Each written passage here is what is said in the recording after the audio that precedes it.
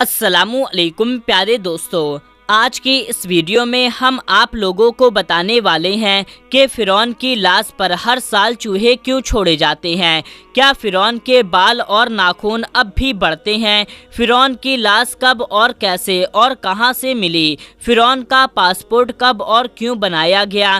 क्या ये सही है कि फ़िरौन की लाश मिस्र के एक म्यूज़ियम में रखी हुई है? क्या वो अब भी लाश है या फिर मम्मी है? क्या अल्लाह तबारक व तआला ने कुरान मजीद में इरशाद फरमाया कि उसकी लाश क़यामत तक रखी जाएगी? इस बारे में ईसाई और यहूदियों का क्या अकीदा है, यानी कि उन लोगों का अपना धार्मिक विश्वास क्या है और मुसलमानों का इसके बारे में क्या अकीदा है, यही हमारी आज की इस वीडियो का टॉपिक होगा। और आज हम आपको फ़िरौन के गर्क होने यानी कि डूबने और उसकी लाश के बारे में हैरान करने वाली हकीकत बताएंगे। मगर वीडियो में आगे बढ़ने से पहले आप हमारे इस वीडियो को लाइक ज़रूर कर दें। मेरे प्यारे दोस्तों, साल 1891 से पहले इस दुनिया का कोई इंसान नहीं जानता था कि खुदाई का दावा करने वाला फ़िरौन की लाश का क्या हुआ या उनके अवशेष कहाँ पर हैं,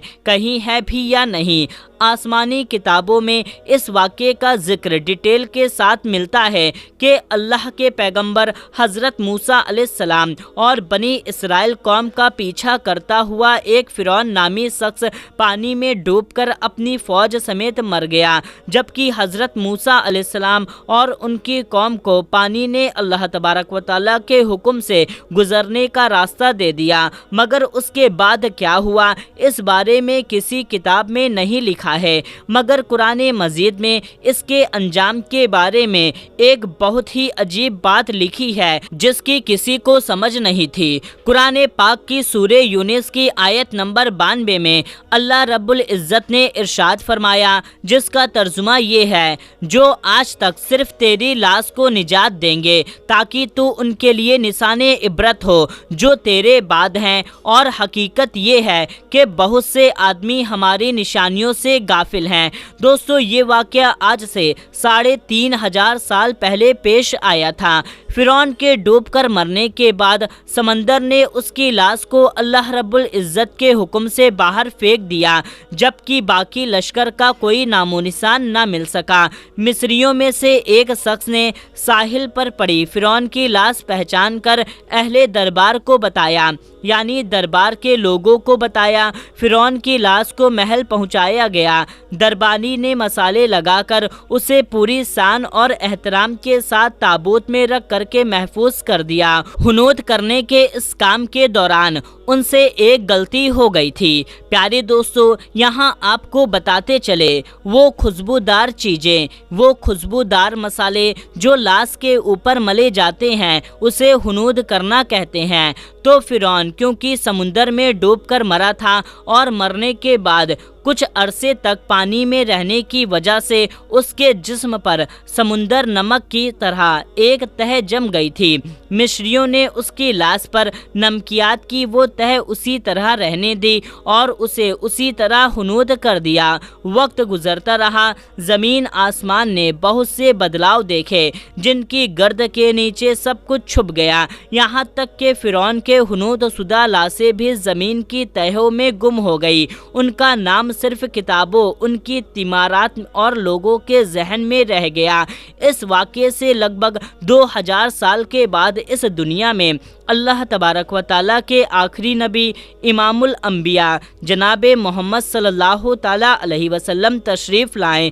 उन पर नाजिल होने वाली आखिरी किताब कुरान मजीद में फ़िरौन के किस्से बड़ी डिटेल के साथ बयान किए गए थे और उसी सिलसिले में उस फ़िरौन का जिस्म महफूज रखने की आयत भी नाजिल हुई थी, जिसकी सच्चाई पर सब ईमान वालों का पक्का यकीन तो था, मगर वो समझने में नाकाम थे कि उस खुदाई का दावा करने वाले की लाश लाश कहाँ महफूज की गई है और कैसे उसे इबरत का निशान बनाया जाएगा। तो मेरे प्यारे दोस्तों, साल 1871 में मिस्र के एक शहर एल्गोर्निया से ताल्लुक़ रखने वाले एक गरीब और मामूली चोर अहमद अब्दुल रसूल को फिरौन के हुनूद शुदा लाशों की तरफ जाने वाले खुफिया रास्ते तक पहुंच मिल गई। दोस्तों, अहमद अब्दुल रसूल चीज़ें चोरी करके उसकी स्मगलिंग किया करता था। एक दिन वो दरियाए नील के किनारे के करीब तबिशा की जगह पर उस सिलसिले में फिर रहा था जब उसे एक खुफिया रास्ते का पता चला। वहाँ वो चीज़ों की चोरी के लिए खुदाई करने लगा। उसी दौरान उसे कुछ लोगों ने पकड़ लिया और पुलिस के हवाले कर दिया। वो जिस जगह को खोद रहा था वहाँ से मिलने वाले रास्ते जबकि मुसलसल खुदाई की गई तो साल 1991 को दूसरी मम्मियों के साथ उसी डूबने वाले फिरौन की लाश भी मिल गई। उसके कफन पर सीने की जगह पर उसका नाम लिखा हुआ था। उन मम्मी को माहिर लोग काहिरा ले गए। जब उन मम्मियों को डिटेल के साथ जांच पड़ताल किया गया तो फिरौन वाली मम्मी पर जमी नमकियात की तह से साबित हो गया ये वही फिरौन है जिसे अल्लाह रब्बुल इज़्ज़त ने पानी में डुबाकर बदतरीन अंजाम से हमकिनार कर दिया। दोस्तों, ये बहुत बड़ा वाक़या था। इसके सबूत के लिए दुनिया भर के माहिरीन, आसारे कदीमा और साइंसदान मिस्र की तरफ जाने लगे। अलग अलग साइंटिस्ट टेस्ट करने के बाद दुनिया भर के साइंसदानों ने साबित कर दिया कि दूसरी सब लाशों की तुलना में सिर्फ फिरौन की लाश पर ही समुद्री नमकियात की तह जमी हुई है। उसी सबूत के बाद उसे फिरौन की लाश करार दे करके म्यूजियम में महफूज कर दिया गया। साल 1992 में फिरौन की मम्मी खराब होने लगी तो उस वक्त की मिस्री हुकूमत ने फ्रांस के हुकूमत को दरखास्त की कि फिरौन की मम्मी को खराब होने से बचाया जाए। आधुनिक साइंस के ज़रिए से उसकी मौत की वजह भी मालूम की जाए। मिस्री और फ्रांसीसी हुकूमत ने मिल करके मम्मी को फ्रांस ले जाने का इंतज़ाम किया। उस सिलसिले में फिरौन की मम्मी को फ्रांस ले जाने के लिए फिरौन की मम्मी यानी उस लाश का पासपोर्ट बनाया गया, क्योंकि फ्रांस के अंदर दाखिल होने के लिए उस वक्त लाश का भी पासपोर्ट बनवाना ज़रूरी था। दोस्तों, कहा जाता है जब फिरौन की लाश को फ्रांस पहुंचाया गया तो एयरपोर्ट पर उस दौरे के फ्रांसीसी सदर खुद हुकूमत के जितने भी बड़े बड़े लोग थे तमाम लोग और फौजी के ऑफिसरों के साथ इस्तकबाल के लिए मौजूद थे। फिरौन की लाश का इस्तकबाल किसी बड़े जिंदा बादशाह की तरह किया गया।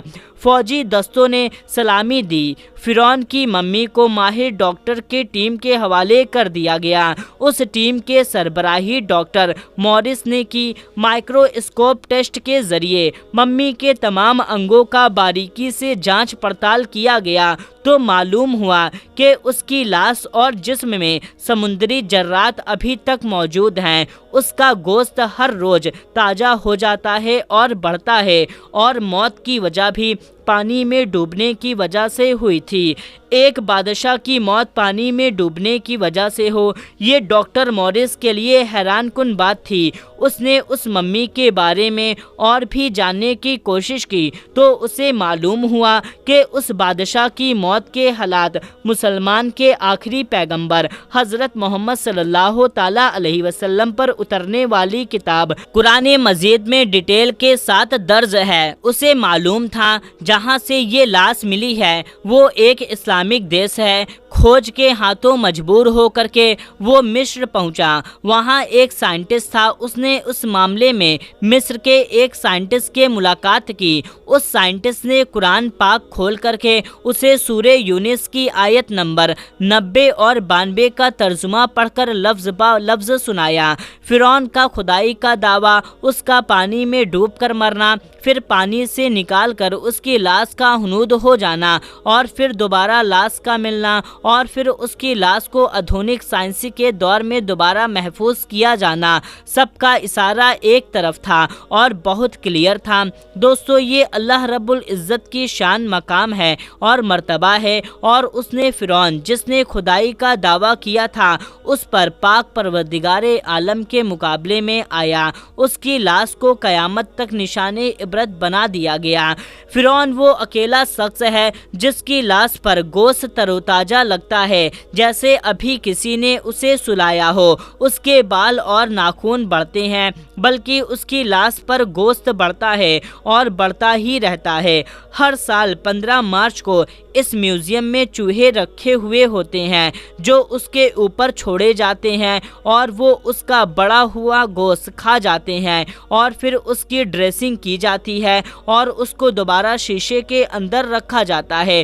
پیارے دوستو، فرعون کے لاش کے بال، آنکھیں بالکل صحیح سلامت، اور لگتا ہی نہیں کہ یہ 3500 سال پرانی ممی ہے۔ تو میرے پیارے دوستو، ممی اور لاش میں فرق ہوتا ہے۔ یہ نئی اور تازہ لاش ہے کہ حضرت موسیٰ علیہ السلام اور ہمارے آقا صلی اللہ تعالیٰ علیہ وسلم کے بیچ قریب 2000 سال کا فاصلہ ہے۔ میرے پیارے دوستو، فرعون کے حوالے سے عیسائی اور یہودیوں کا یہ عقیدہ ہے کہ فرعون پانی میں ڈوب کر نہیں مرا تھا، بلکہ وہ اس وقت بچ گیا تھا اور بعد میں طبی موت مرا، اور ہم مسلمان کے نزدیک قرآن کریم کے مطابق فرعون کو اللہ تعالیٰ نے پانی میں ڈبایا تھا اور قیامت تک اس کی لاش کو نشان عبرت بنا دیا گیا۔ تو میرے پیارے دوستو، ہم امید کرتے ہیں آپ کو آج کی یہ معلوماتی ویڈیو پسند آئی ہوگی۔ اگر ویڈیو پسند آئی ہے تو آپ اس ویڈیو کو لائک ضرور کریں، اپنے دوستوں میں شیئر کر دیں۔ ملتے ہیں پھر نئی ویڈیو میں، تب تک کے لیے السلام علیکم، اللہ حافظ۔